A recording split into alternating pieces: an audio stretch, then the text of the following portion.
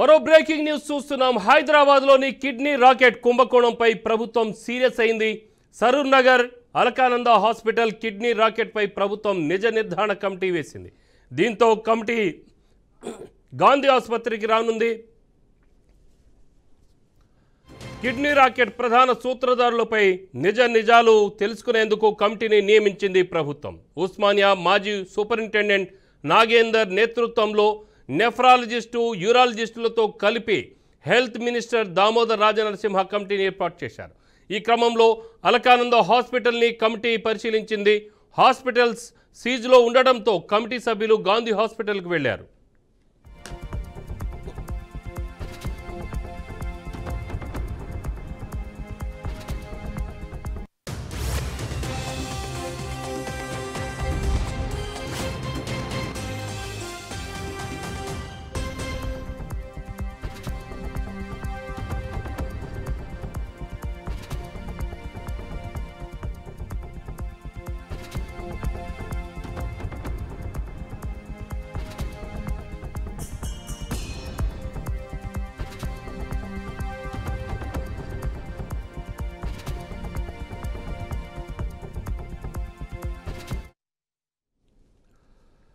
Breaking news చూస్తున్నాం. హైదరాబాద్లోని kidney racket కుంభకోణంపై ప్రభుత్వం సీరియస్ అయింది. సరూర్ నగర్ అలకానంద హాస్పిటల్ కిడ్నీ రాకెట్పై ప్రభుత్వం నిజ నిర్ధారణ కమిటీ వేసింది. దీంతో కమిటీ గాంధీ ఆసుపత్రికి రానుంది. కిడ్నీ రాకెట్ ప్రధాన సూత్రధారులపై నిజాలు తెలుసుకునేందుకు కమిటీని నియమించింది ప్రభుత్వం. ఉస్మానియా మాజీ సూపరింటెండెంట్ నాగేందర్ నేతృత్వంలో నెఫ్రాలజిస్ట్, యూరాలజిస్టులతో కలిపి హెల్త్ మినిస్టర్ దామోదర్ రాజనరసింహ కమిటీని ఏర్పాటు చేశారు. ఈ క్రమంలో అలకానంద హాస్పిటల్ని కమిటీ పరిశీలించింది. హాస్పిటల్ సీజ్లో ఉండటంతో కమిటీ సభ్యులు గాంధీ హాస్పిటల్కు వెళ్లారు.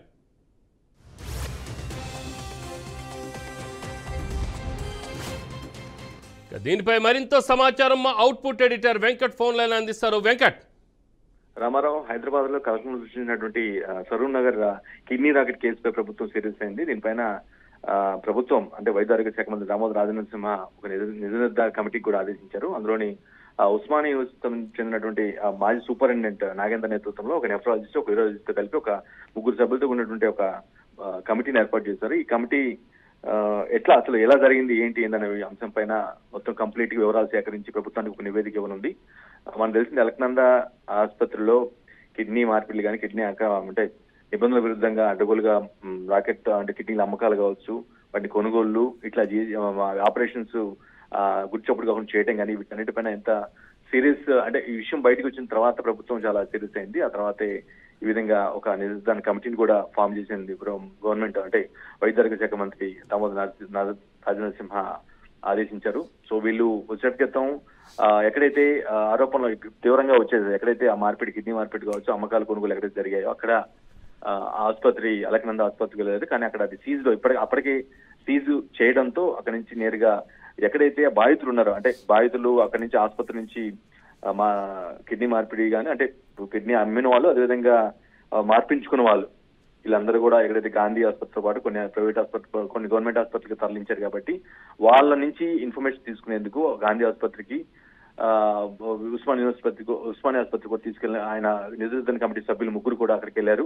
అక్కడ వాళ్ళ దగ్గర స్టేట్మెంట్లు తీసుకోవడం కానీ వాళ్ళ దగ్గర వివరాలు అంటే ఎట్లా అప్రోచ్ అయ్యారు, ఎవరు అప్రోచ్ అయ్యారు, ఎవరి ప్రోద్బలంతో మీరు ఈ రాకెట్ కోసం ఇందులో భాగమయ్యారు, ఎంత డబ్బులు ముట్టారు, ఎంత ఇచ్చారు, ఈ అంశాలు మొత్తం కూడా బేరీ చేసుకొని అసలు ఎవరు కీపిన్ ఎవరు, దీని వెనకున్న కీపిన్ ఎవరు. అఫ్ కోర్స్ అలకానంద ఆసుపత్రి యాజమాన్యాన్ని ఆల్రెడీ ఆసుపత్రి సీజ్ చేశారు. దానికి సంబంధించిన కేసులు నమోదు చేశారు.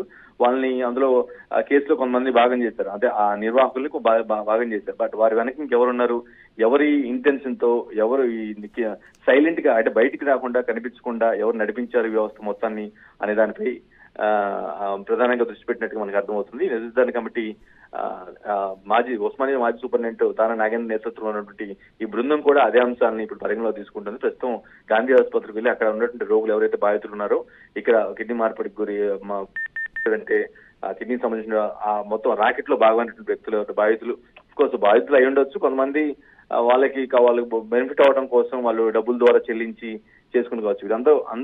అందరినీ కూడా విచారించి ఒక కమిటీ ఒక మొత్తం పూర్తి స్థాయి ఒక నివేదిక ఇచ్చేందుకు నిజనిర్ధారణ కమిటీ సిద్ధమైంది రామారావు.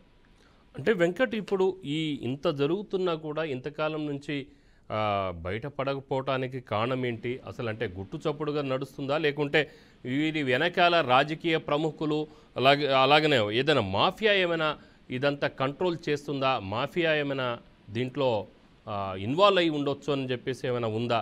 అలాగనే ఇటు పోలీసుల నుంచి కానీ ప్రభుత్వం వారు కానీ ఏదైనా దీని మీద ఫైండ్ అవుట్ చేశారా? రైట్ రామారావు, నిజానికి కిడ్నీ రాకెట్ అనేది కొత్త కాదనుకోవాలి మనం. ఎందుకంటే గత కొన్ని దశాబ్దాలుగా, అంటే ఆల్మోస్ట్ ఒక లాస్ట్ 3 decades 2 decades మనం చూసినట్లయితే ఎక్కడో ఓ చోట ఏదో ఒక ఆసుపత్రి నుంచి బయటపడటం, కిడ్నీలు అంటే వాళ్ళ వ్యక్తిగత అవసరాల కోసం కొంతమంది ముందుకు వచ్చి అమ్మేయడం, కొంతమంది వారు ఎవరైతే డబ్బులు ఉన్న వ్యక్తులు, బాగా బలంగా ఆర్థికంగా బలంగా ఉన్న వ్యక్తులు, మాకు ఎంత ఖర్చు అయినా పర్లేదు మేము కిడ్నీ తీసుకుంటామని ఎవరైతే ముందుకు రావటం కానీ, అట్లా ఆ విధంగా కొంతమంది కొన్ని ఇంటర్నల్ కనెక్షన్స్ ద్వారా ఆసుపత్రిని కన్సల్ట్ అవ్వడం, ఆసుపత్రిలో కొంతమంది వ్యక్తులు చాలా కీపిన్ గా రెడీ అయ్యి ఏదైతే ఆ రాకెట్ ఉంటుందో దాన్ని రన్ చేసేలాగా వ్యవహరించడం. ఈ విధంగా విజయవాడ కావచ్చు, హైదరాబాద్ కావచ్చు, విశాఖపట్నం కావచ్చు, ఇట్లా చాలా నగరాల్లో ఇదంతా కామన్ అయింది. గత 2 decades గా అక్కడక్కడ బయటపడుతున్న పరిస్థితి కనిపిస్తూనే ఉంది. సో ఈ మరోసారి ఇక్కడ హైదరాబాద్ లో కూడా గతంలో కూడా నిజానికి ఇలాంటి బయటకు వచ్చినాయి. బట్ ఇది కొంచెం సీరియస్ గా తీసుకోవడంతో ప్రభుత్వం దాని మీద ఉక్కుపాదం మోపినట్టుగా దాన్ని ఒక నిజనిర్ధారణ కమిటీ ద్వారా ముందుకెళ్లాలి. దాన్ని మరి ముందు భవిష్యత్తులో రిపీట్ కాకుండా చేయడం కోసం మనం ఒక స్ట్రిక్ట్ యాక్షన్ తీసుకోవాల్సిన అవసరం ఉందని చెప్పి ఈ విధంగా ప్రభుత్వం ఒక నిర్ణయం తీసుకున్నట్టుగా అర్థమవుతుంది.